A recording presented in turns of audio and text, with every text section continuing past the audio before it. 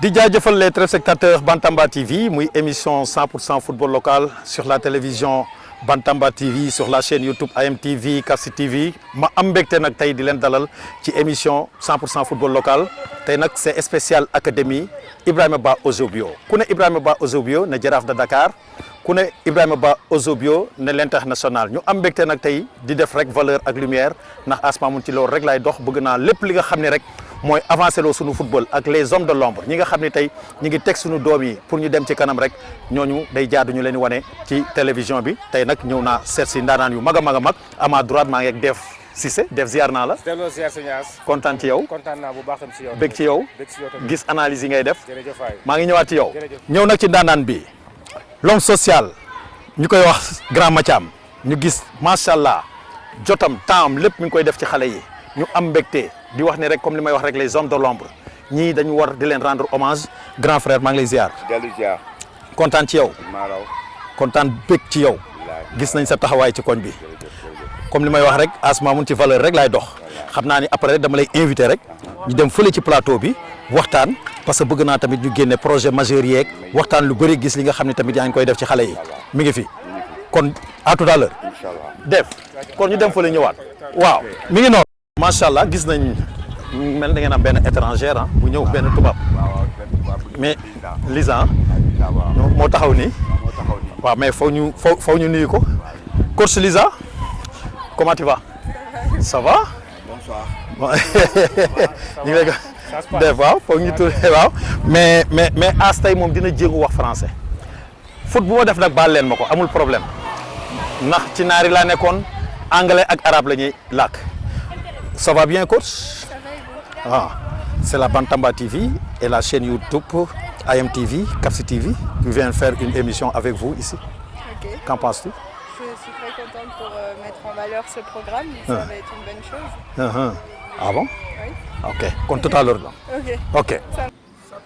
waaw mbégte la rek comme ni ma koy waxee rek di def ak tey nag mooy école de football Ibrahima Ba Ozobio ñëw seet si nag sama ay dëkkandoo ñi nga xam ni macha allah gis nañ li nga xam ni tamit ñu ngi koy def ci sunu doom yi ak sunu xarit yi ma toog ak coach bi Mathiam comme ni mu ko waxee rek mbégte la nag ñëw di leen dalal ñëw rek bëgg ñu waxtaan tamit ci parcours académie Ibrahima Ba Ozobio est-ce que mën nañ ci ñëwaat rek ban année ngeen ko créé ak lu waral tamit ngeen tuddee ko Ibrahima Ba Ozobio. waaw loolu moom dinaa ci sawar trop. dinaa ci sawar rek mu mën cee tontu ñu ngi lay gërëm di la sant. bala ñoo def dara leen di gërëm di la sant yéen ñoo ab yëpp xam ne ñun lii rek la ñu am école de football la ñu am bañ ko créé léegi na mat parce que ëpp na 20 ans daal. mais à part de 20 ans ñi presque ci la ñu ko def. ki ko créé woon mooy Papa Ndiaye njëm si yàlla si. dal na ko yàlla xara àjjana. après Laye Fall ñëw. après Laye Fall dem États-Unis après bàyyi ko ñun. depuis boobu ba léegi nag presque mat na 17 ans moom mi ngi États-Unis bàyyi ko ak ñun ñu ngi liggéey dañuy profité ci occasion bi nag di sant ñëpp di gërëm ñëpp ndaxte lii mbégte daal ci xale yi mbégte li ci mag ñi mbégte li ci Liberté 5 waaw lii day tax ñu bëgg a gën a booloo rek bokk ndey ak baay waaw depuis mat na 20 ans nag bañ ko créé ak léegi liggéey na ay professionnels pas mal de professionnels El Hadj Diouf mi ñuy coow fi yëpp fëlal dëkkoon moo fi jëkk a jaar comme international waaw Moussa Kanté ñëpp xam nañ ko waaw mooy champion d'Afrique U17 muy gaz bu ndaw nekkoon Dakar Sacré-Cœur waaw nekk Dakar Sacré-Cœur Ismaïla Ba xam nga ko xam nga wax Ismaïla Ba Bakary Ba fi la jaar moom nekkoon Benfica de Lisbonne waaw Henri Sébé fi la jaar ñoo bokk kon ñoo taxaloo kër xam nga ni ak Jano fi la jaar am na ñeneen ñu bëri ñu fi jaar ñoo xam ni buñ leen doon lim duñ fi jógee mais depuis boobu kiin bàyyi ba léegi ñu ngi joué championnat Europe joué nañ ko léegi benj minime ak cadet la ñuy engagé chaque année waaw léegi foofu chaque année ñun presque bu ñu demul final dem demi final doon nañ champion SICAP benj ak minime ak pipi 2026 bi rek lañ jël coupe bi super coupe bi 2026 lañ ko jël pipi yi ñoom ñoo ko jël ñu ngi doon amoon nañu finaliste BRT xam nga BRT dafa organisé benn tournoi pour les écoles de football ñu foole ko Parcelles Assainies c'est dommage ñun final lañ dem ñu gagné ñu waaw doon nañ champion tournoi Joal kooku Yékini moo ko organisé woon mu jëlee ñu fi yóbbu ñu ba Joal vraiment ñu ngi koy gërëm ci au passage ñu ngi koy gërëm di ko sant ndax teraanga rëy na trop mu jël ñu yóbbu ñu foofu foofu tamit ñoo jël coupe bi ñoo doon champion waaw su Bakary nekk fi ba dem Europe yàlla def mu ñëwaat tëgg fi tournoi def fi léppam mun ci école de football aujourd'hui tournoi boobu moom moo ko jëloon ñoo nekk finaliste ñun ñoo dem final coupe Liberté 6 Lac Der moo ko tëgg football gu ñu final ba léegi mais ba léegi qualifié nañu ñun ñoo doon final tournoi Dakar Sacré-Cœur xam nga depuis foofu Moussa Kéré ko demee ba léegi gaat bu gàtt ñun dañ doon football ak ñoom ñu organiser benn tournoi après tournoi boobu ñoom ñoo ko jël ci seen biir terrain lañ ko jëlee dëgg la waaw ñu doon champion tournoi monsieur le maire waaw kooku taxawuñ sax ña fa ne woon ñëpp la ñu ravaat waaw foofu ñoom ñoo jël coupe bi waaw doon nañ championnat jëppal tournoi benn bu ñu invité woon waaw école de football bi nag li tax ñu tudde ko Ozobio Ozobio ñu bëri dañu foog ne Ozobio mais Ibrahima Bala Ozobio moo doon latéral gauche équipe nationale de latéral gauche Jaraaf doon ñaar yëpp capitaine waaw ñu bëri nag dañuy foog ni Ozobio bu Portugal la mais kooku turandoom la mais turam dëgg-dëgg mi ngi tuddi Ibrahima Ba Ozobio mi ngi dëkk Liberté 5 waaw suñu dernier tournoi nag ñu ngi ko defee Maroc waaw avant Coupe d'Afrique bi dem nañ Maroc dem ba final ñu gagné ñu boo gisee nag ñu gagné ñu parce que ñun 7 personnes la ñuy laajoon ñu dem ba aéroport ñu wàññi ñaar à 7 la woon mais il fallait ñu yóbbu 5 yi ñu am 5 yooyu ñoo dem ba final contre Côte d'Ivoire foofu tamit il faut ma sànni fi sama tuuti parce que foofu daf ñu jaaxal parce que dañ dem ba foofu ñu ni ko nga xam ni doo football équipe nationale doo football ci tournoi bi ñoom ñu indi 3 joueurs yi équipe nationale ban ñëwee indi ñoom bu ñu jëlee coupe bi ñu jox leen billet yi pour ñu dem France ñoom dañ ni ñoom duñ dem journaliste laaj leen tax du ngeen dem ñun ñoom ay cadet lañu dañuy jouer ji tournoi Arabie Saoudite U17 yi bu équipe nationale boobu Maroc waaw ñu leen kon yéen dañ leen disqualifié mais je crois bien que bu leen disqualifié kan ma war a dem Ozobio mu dem final mooy toog un bon jour gis leen ci net bi ñu footballé ko France ba comme kii Marseille moo ko jël dëgg la foofu daal la ñuy terminé topp nañ ko or kii Koulibaly moo ko organisé woon moo ñu kii yoon mais ñun mun ñu fexe ba jot Ozobio dëgg la loolu daal la amal moo doon wax ci loolu dëgg la waaw jërëjëf Mathiam kaddu yi rafet na comme ni ñu koy waxee rek muy académie Ibrahima Ba Ozobio mu ñëwaat nag ci Dev Cissé muy acteur sportif ki nga xam ne tey macha allah gis nañ ko li nga xam ne tey jii nii mi ngi ko lëkkaloog Asmamoun l'international l'ambassadeur du football local di jug rek di def visibilité ak lumière ak valeur bi nga xam ne rek moo nekk ci sunu football bi di wax nag Dev ziar nan la bëggee nan la di wax ne rek dégg nga kaddu yi tamit Mathiam wax ma gis benn matière boo xam ne tey gis naa ko fii ci Liberté 5 est-ce que tey organisation bi war mi ngi fii d'après li nga xam ne tey jii nii pas mal de anciens internationaux jaar nañ fi.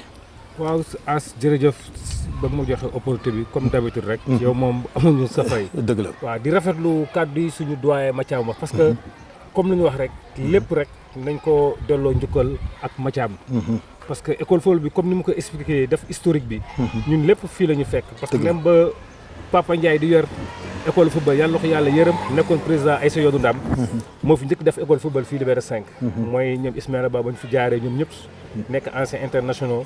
kon fii bépp joueur bu talentueux joto football Sénégal. football ci championnat bi jaar na fii si terrain bi muy ñoom Ismaïla Ba Mbaye Badji Ousmane Diop. tey nga jël Henri Saivet football na fi ba tey man ak moom ñoo jéewandoo fii école de football bi ak ñeneen te Mathiam dafa nekk nit boo xam ne école de football bi Ablaye Fall ba mu ko yoree mu tudd Ozobio Ibrahima Ba après dafa dem États-Unis ba mu demee États-Unis Mathiam moo jël école de football bi yor ko mu metti trop ñu bàyyi ko bu baax amul benn soutien amul dara mu nekk si di si sonn guddeex bëccëg parce que képp koo xam école de football xam nga ne tey dafa nekk loo xam ne yor xale dafa metti surtout volet éducatif bi nga nar a gérer volet sportif bi Mathiam di daw di si daanu lu nekk mu ko si daj waaw tey vraiment tey moom dafa nekk nit boo xam ne sikaab bi yëpp da ko ameel njukkal dëgg la tey ñoom Moussa Kanté gaaw nga ñoom ñëpp si loxoom nañu jaar joueurs yi bëri yoo xam ne nekk nañ fi tey di football feneen sax si loxoom nañu jaar te moom coono bu mu si daj tey kenn mënu ko si daj te loolu amuñu fayam te vraiment bëgg naa tey lancer benn appel à tous nos compatriotes yi nga xam ne ñoo nekk si quartier bi nekk bitim réew surtout tey ñëpp lu ñu mën a jàppale école football Ozobio nañ ko jàppale noonu école football Eusebio parce que Eusebio école football bi dafa manqué lu ñuy wax matériel. si boppam logistique. moyen financier parce que yomb tey parents yi tey ñi nga xam ne da leen parfois exiger tey pour ñuy fay mensualité sax dafa difficile ak contexte économique bi dëkk bi nekkee yombul c'est pas facile on est obligé tey pour daw gauche droite. bien vrai que on a mis en place une nouvelle équipe tey réorganiser waat école football bi. am na benn staff technique am na staff administratif boo xam ne mooy gérer actuellement école football bi. Papa nee ne góor gi nee na ba moom mooy président bi. Seydina moom mooy secrétaire général bi Oussou Koli mooy trésorier. man moom tout ce qui est volet communication marketing man maa ko gérer mais tey dañuy lancer appel. population Liberté 5 bi surtout suñu nit yi nga xam ne ñoo ngi nekk bitim réew. nu ñu mën a jàppale école football bi. xeebuñu dara parce que yombul di yor ay xale parce que dañoo toll jamono boo xam ne jeunesse bi dafa bëri dëkk boo xam ne tey boo xoolee 60% wala plus de 60% de la jeunesse. am nañu moins de 25 ans. waxu mu gaaw. waaw kon boog loolu mu gaaw waaw. xale yi bu ñu leen jàppalu rek musiba day am gis nga tey boo xoolee tey xale yi pour ñu déraper pour ñu def si yenn pratique yi nga xam ne baaxul. usage drogue usage alcool. affaire volet tout ça voilà kon sport rek moo mën a fédérer sport moo mën a changer loo xale yi seen comportement. xoolal tey par exemple jardin bi soo ko xoolee ni mu mel. état d'âme jardin bu nekk tey waroon na soit ñu am terrain gazon wala ñu aménager ko ba xale yi mën fi football normal gën ko defar boo xoolee mur bi. design yi ñu ci gis benn tubaab bonne volonté moo ñëw defaluñu ko peinture ko fay sa xaalis bu bëri gars yi def si ay dessin tubaab bi jënd na presque plus de 100 jeunes crampons pour booy sol crampons tout ça parce que loolu yëpp voilà suñu nit yi nekk tey bitim réew ak ñu nekk fii ku si nekk jàppal ma jàpp nañu jàppale xale parce que tey ku si ne am nga occupation am nga li ngay def mais c'est-à-dire on ne doit pas oublier d'où l'on vient c'est important comme ni ñu wax rek nit ki moom waroo fàtte fi nga jógee nit da nga am identité nga xam ne ñun Liberté 5 moo ñu defar Liberté 5 moo tax tey li ñu doon ko kon mbokk waruñu fàtte suñu quartier parce que après tout tey buñ fi génnoon àdduna yàlla na yéex si jàq bii la ñuy indi tey ñu julee ñu kon mbokk amuñu fenn fudul fii kon dañu jàppale ndaw ñi ni ñu jàppale noonu la ñu war a mën a jàppale xale yi parce que xale yi ma gis nii tey dina am lu ñuy wax un boom démographique parce que buñ leen seetaanee jàppale leen si côté jàng si côté sport waaw kon mbokk loolu war na dina nekk benn danger boo xam ne baaxul ci société sénégalaise parce que lu ñu ko ni ñu wax rek développement ak éducation ça commence à partir de la base te loolu c'est très important pour nit yi xam loolu. dëgg waaw jaajëf Habib macha allah dégg ngeen kàddu yu Dave Cissé wax macha allah muy kàddu yu rafet comme li may wax rek Dave moom di toog ak moom daf may neex ndax dafa am gis-gis ci football Sénégal ñu gis tamit kàddu yu Mathiam wax le grand coach l'homme social ki nga comme ni nga ko waxee rek kii mën nañu wax ni Liberté 1 ba 6 ñoo ko war a rendre hommage parce que jël na temps yëpp di ko def ci sunu doom yi kon gàcce ngaalaama Mathiam comme ni may wax rek ñu ngi ci deuxième partie bi nag damay indi le secrétaire général ñu koy wax Seydina ak coach Lisa Seydina maa ngi lay ziar. waaw maa ngi delloo ziar coach As di rafetlu si mbégte bi ma bokk émission bi ak yow fàttaliku ne jot nga ma yor jot nga nekk sama coach ba pare fàttaliku ne que pour surtout pour booy toog ak sa wet que t'es un grand footballeur. football nga Jaraaf.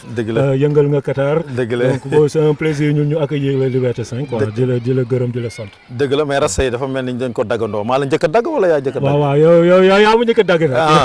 yow yaa ma njëkk a dagg après man foog naa ñaari at après la indi rasta yi. ana condition physique bi mi ngi fi ba léegi wala.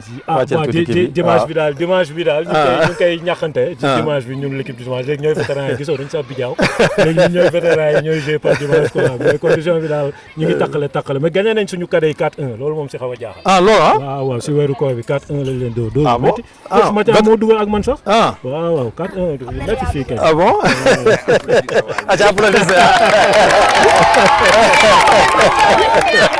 waaw mi ngi noonu comme ni ñu koy waxee rek muy spécial académie Ibrahima Ba Eusebio comme ni ñu koy waxee rek moo toog ak le secrétaire général ñu koy wax Seydina muy nit koo xam ne macha allah gis nañ ko tamit moom it mi ngi béy waaram ci xale yi di wax ni rek est-ce que mën nañ ci ñëwaat tamit parce que jot nañoo wax seen jaar parcours macha allah yu extraordinaire ñu gis si tamit pas mal de anciens internationaux jaar nañ fi comme ni mu ko waxee tudd na fi ñoom El Hadji Diouf Bakri gis nañ fi ñoom Moussa Gaz bu ndaw gis nañ fi tamit Ismaïla Ba ancien international génnoon nañ équipe nationale tamit waa gis nañ pas mal de internationaux yoo xam ne jaar nañ ci école de football Ibrahima Ba Eusebio comme ni ma ko waxee rek moom muy surnom la rek ci moom mais tuddewuñ ko Eusebio bi nga xam ne moo nekk fële Portugal kon ki ñu ko tuddee une référence la du football sénégalais. léegi nag dañuy ñëwaat tuuti rek ci académie bi est-ce que mën nañ ci ñëw pour intégrer académie bi maanaam ci ay tests ngeen di def wala da ngeen di jël xale yi rek di leen recruter di leen indi. waaw parce que effectivement donc école de football bi Ozobio bi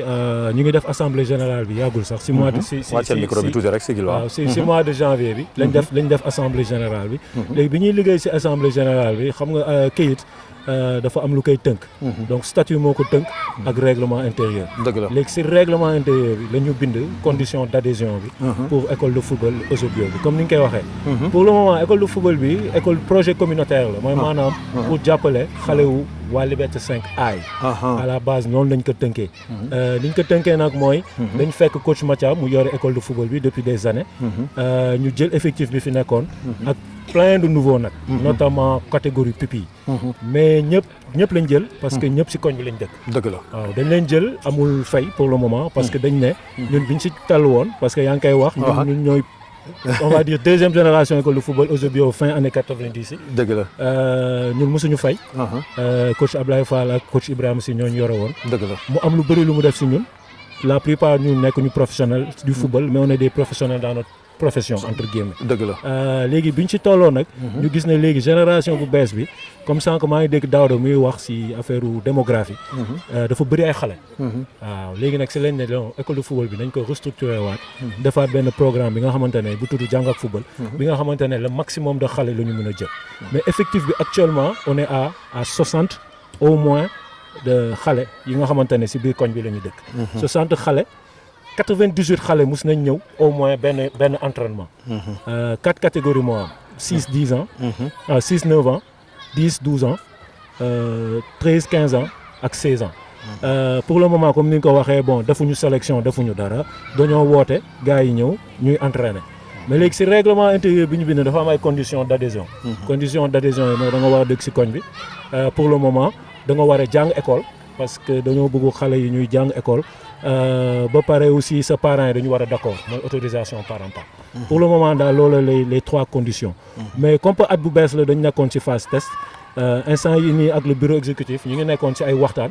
parce que léegi on se retrouve avec des gens yi nga xamante ne dëkkuñu fi yi nga xamante ne conditions yi ñuy yaree xale yi ak yi ñuy toggee école de football bi dañoo bëgg seen doom bénéficier aussi. loolu cas de figure yi ñu prévoirul woon leen léegi ñun dinañ ci waxtaan suñu biir pour xool aussi comment on peut ouvrir adhésion bi tout en sachant aussi que il faut que ñu am benn nombre bu limité. parce que mënuñu jël ñëpp. dëgg la amuñu moyen. mais sur le plan médical tamit est-ce que di ngeen vérifier yooyu. pour ñu indaale ay visite médicale xale yi. parce que ñu ñëw pour le moment. depuis programme bi bu mu dowee ça fait 5 mois. musuñu def visite médicale. musuñu def visite médicale parce que dañ jàpp ne que ne ñun ñu ngi ci école bi am na lu ñu mun. am na suñu moyen fu mu yem. mais xale yi tamit ñoom ñu ngi seen ak seeni ay parents. heureusement championnat bi ça a commencé il y a 2 mois. on a un budget nécessaire pour accompagner équipe bi. ci championnat bi on a un budget nécessaire ñaanuñu ko yàlla tamit. pour su amee ay blessures wala affaire yooyu ñun ñu subvenir aux besoins. mais comme ni ma la koy expliquer. mais budget boobu fu mu jógee. budget boobu bon xam nga rek yow yaa ma gën a xam le budget en ce moment. non ñun moom. wala da ngeen am ay personnes ressources yu leen di teg loxo. waaw c'est ça en fait budget bi projet bi yëpp si structuration association bi. pour le moment on a des dépenses à hauteur de. pour la gestion de l'école de football à hauteur de 150 000 200 000. Dépenses yi comme li ngay wax c'est ce qu'on appelle le financement participatif. Financement participatif mooy da ngay identifier de bonne volonté yi nga xamante ne am nañ moyens nécessaires. pour des actions de courte durée. ma jël exemple ci mémorial u 1 an wu suñu élément bi école de football bi décédé.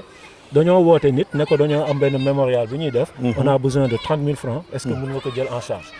bi ñuy inscrire championnat bi c'est pareil.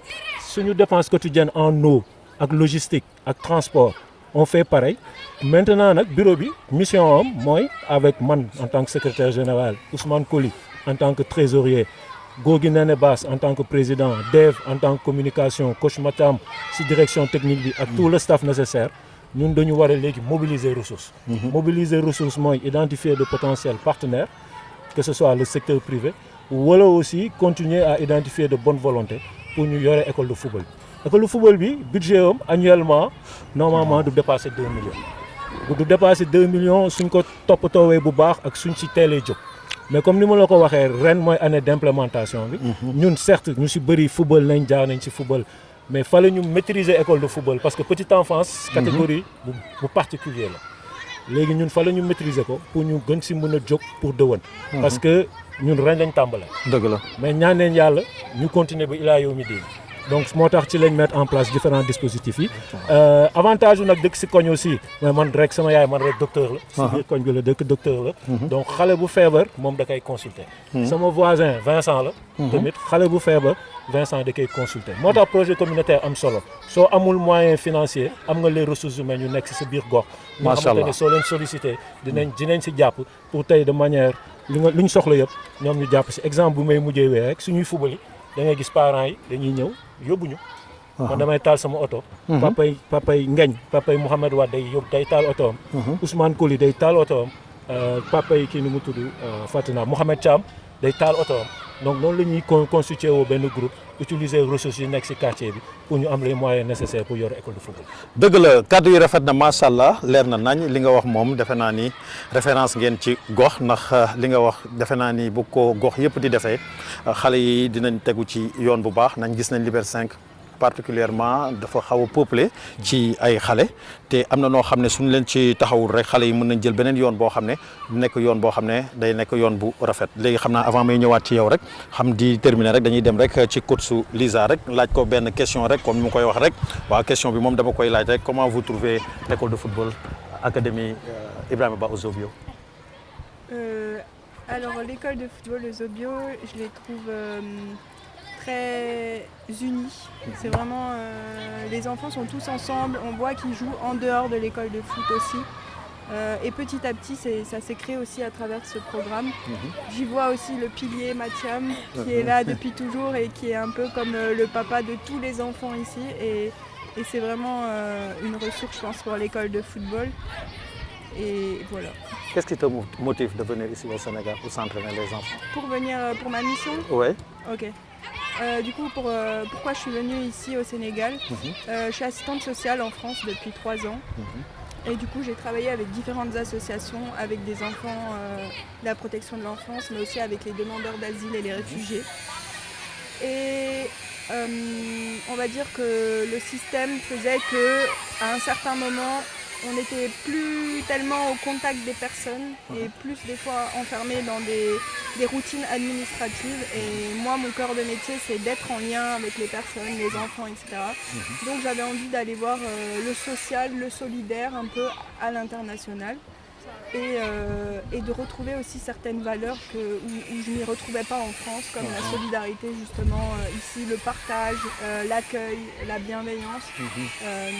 Et du coup c'était mon motif pour venir ici, quoi. On m'a dit que tu étais une joueuse. Est-ce qu'on peut revenir sur ton parcours en tant que joueuse? Oui, du coup j'ai joué avec les garçons pendant plus de 5 ans.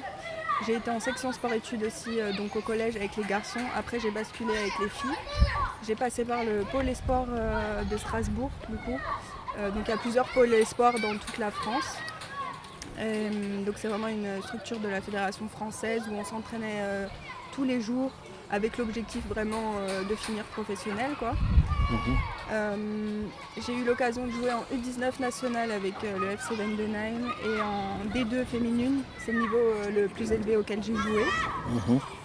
Et après j'ai décidé de faire une pause un peu, de passer à un niveau un peu plus amateur pour me concentrer sur mes études parce que je m'y retrouvais plus dans le foot en plaisir et en loisir que sur la rigueur qu'exige le football quand on veut devenir professionnel.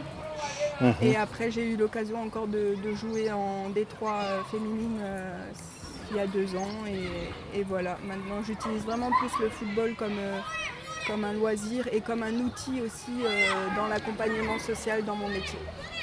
Parle-nous du programme Jang ak Football. Alors le programme Jang ak Football, c'est un programme qui est axé sur les valeurs que transmet le sport en général. Donc le fait de se battre tout le temps, la persévérance, mais aussi la solidarité, la cohésion d'équipe, le partage. Parce que sur le terrain, quand on court pas que pour soi, on court avec l'équipe, avec les autres. Si mon défenseur latéral il se fait passer, je suis derrière pour être avec lui. On travaille beaucoup sur l'aspect aussi de l'éducation, de l'importance de l'école, vraiment pour essayer de déconstruire aussi l'image que quand on vient au foot, c'est forcément pour finir professionnel. Non, c'est pas forcément le cas. En fait, le foot, ça vient compléter le parcours qu'ils ont à l'école, ça vient compléter le parcours, l'éducation que les parents donnent, mais ça vient pas remplacer tout ça.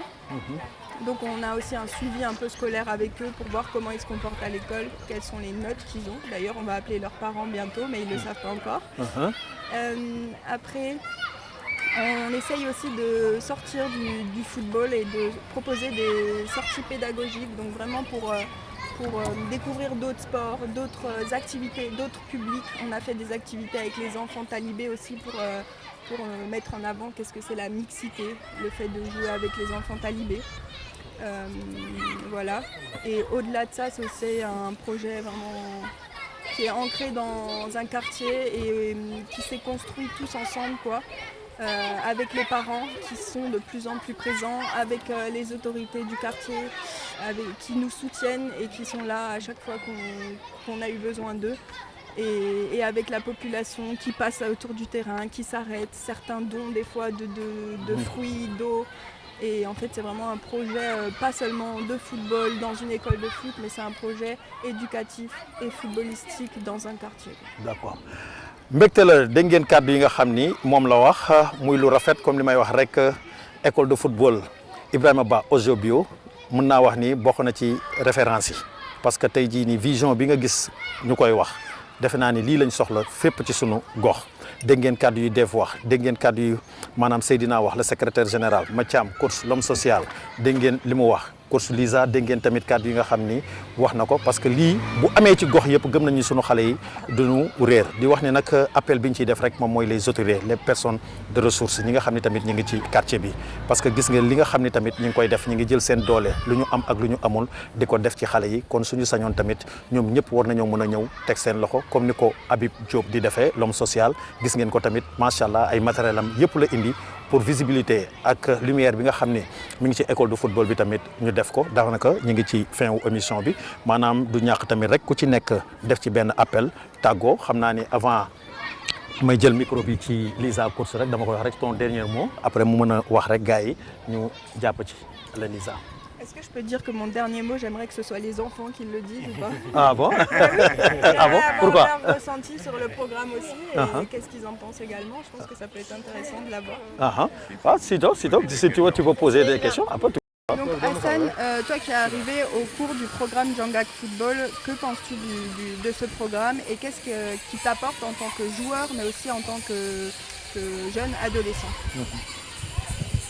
Programme joueurs yi ñoom am nañ du courage parce que dañuy jouer avec confiance. Mais moi en tant que joueur j'aimerais jouer avec eux parce que ils me donnent leur confiance. nan nga gisee tamit école académie bi. académie bi baax na équipement bi baax na lépp baax na. nan nga gisee éducateurs yi ñi nga xam ne ñoom Seydina Mathiam ñoom Dev Cheikh Bouba ñoom ñëpp ñu ngi fi di leen ëppale nan nga gisee loolu. waaw ñoom ñoo ñu éduqué kay bu baax kay parce que ñoom seen éducation sax moo gën a baax kay. lan moo la gën a marqué ci kii bi ci académie bi fii lan moo la ci gën a neex. lan moo gën a neex. waaw. seen présence rek. présence bi rek. waaw kontaan nañ ci yow. waaw dañuy ñëw acca kontaan nañ ci yow. waaw mi ngi noonu macha allah waaw le message que tu vas lancer aux parents aussi. Oui parce que c'est très important. Du coup, pour mon dernier mot, je dirais que il faut que les enfants prennent confiance en eux et on sera là pour les accompagner. Et on a besoin du soutien de tout le monde, aussi des parents, parce que ce sont les acteurs premiers. Donc ils se rendent pas compte des fois les parents, mais ils ont une place vraiment très importante, même autour du terrain quand ils viennent juste voir leur enfant est vraiment très content en fait. Ouais. Du coup, il joue encore plus, il se surpasse encore plus. Il est content de marquer parce que son parent était là. Donc on a vraiment besoin d'eux pour ce projet. C'est pas juste quelques personnes qui sont venues implanter un projet. C'est vraiment tous ensemble qu'on y arrivera. C'est aussi les enfants, les acteurs premiers. Donc c'est en venant régulièrement aux entraînements, en adoptant les bons comportements, en respectant les valeurs qu'on y arrivera. Et j'espère que ce programme durera sur le temps parce qu'il y a vraiment beaucoup de positifs qui en ressortent. D'accord merci coach Lisa ñu ngi ci cappaandaw émission bi mi ngi jeex rek damay ñëw rek sama gars yi tàggoo parce que mënut a ñàkk damay ñëw rek ci le secrétaire général. Seydina waaw sa kàddu gu mujj ak le message bi nga xam ne rek moom ngay. merci balaa kàddu mujj bi di gërëm As Bantamba TV di gërëm grand Habib. di gërëm encore coach Mathiam parce que bon mënoon nañu wax ne non mënoon nañu bañ accueillir. dëgg la moom moo ñu gën a gëm projet bi moom moo ñu gën a yokk confiance di gërëm xale yi aussi. waxu Assane bi ñun loolu charge la quoi. su la waxee ne que yow sa présence. neex na ko am na lu mu apporté si moom charge de la responsabilité la. dëgg la donc di gërëm xale yëpp malgré que des fois ñoom dañoo xaw a dëgg bopp mais. dëgg la jaajaa bàyyi demee noonu quoi di gërëm Dave aussi. dëgg la ñun daal suñu message bu ñu am pour la fin mooy. programme bi démarré na. depuis octobre. comme ni mu ko waxee suñu sañoon ñu dem ba ilaa yow mi diini. dëgg la toutes les personnes ressources yi dëkk si quartier bi. ñun dinañ leen identifier dinañ continuer di dem di leen doxi xamal leen ne lii mi ngi fi waa Liberté 5 ñëpp ko moom certes ñun lañ jox mandat wu bureau exécutif bi waaye ñun moomuñu ko. dëgg la waaw ñun suñu école de football respect solidarité ak discipline la ñu wax. soo gisee ñu tànn solidarité. mooy ñun Liberté 5 gox bi nga xamante ne surtout Liberté 5A nag. parce que man lu mu gën a ndaw xale la. dëgg la mais man dund naa 30 années consécutives bi Liberté 5. incha allah macha allah loolu ku dund 3 générations de 10 ans. dëgg la xam nga Liberté 5 ni mu mel. xam nga lu ñu mën a accomplir xam nañ suñu potentiel lu ndaw yi. ñu développer suñu potentiel lu ndaw dafay développer suñu quartier ba ilaa yow mi diini parce que ëllëg si biir ñoom ñoo koy yore. dëgg la di gërëm aussi nag waaw di wax ne que ne pour le moment am na ay autorités yu fi nekk loolu dëgg la muy collectivité territoriale. muy ministère des sports muy la direction de la vie associative. fa dëgg yàlla moom gisuñu kenn association boo ko yoree Sénégal. doo gis kenn loolu moom c'est une réalité. doo gis kenn di leen fàttaliku ne nag ne gox bi ñu lépp lu ñu war a def dinañ ko def mais tamit état ak état décentralisé muy la mairie ñoom li ñu war a def si ñun tamit nañ ñu ko defal. subvention mi ngi ñëw foofu wala. zéro subvention zéro asma moom man en dehors de école de football Eusebio man dama diriger association. dëgg la association bii porté mission wu LISA collectif des volontaires lu tudd. man maay président exécutif nekk cofondateur. maa ngi ko yore depuis 5 ans.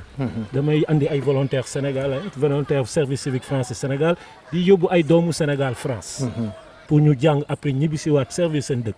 zéro subvention pendant 5 ans en ce moment. loolu dinañ ko sànni ci kaw. loolu moom dinañ ko dégg. loolu moom loolu daal suñu buggee nañuy jàppale gox yi. dañuy jàppale association yi ñuy def ay projets yu mel nii quoi. dëgg la seen projet bi kañ moom doy na waar bii moom macha allah. acca Dave ñu ngi ci kii bi rek le mot de la fin parce que comme ni nga koy wax rek waaw.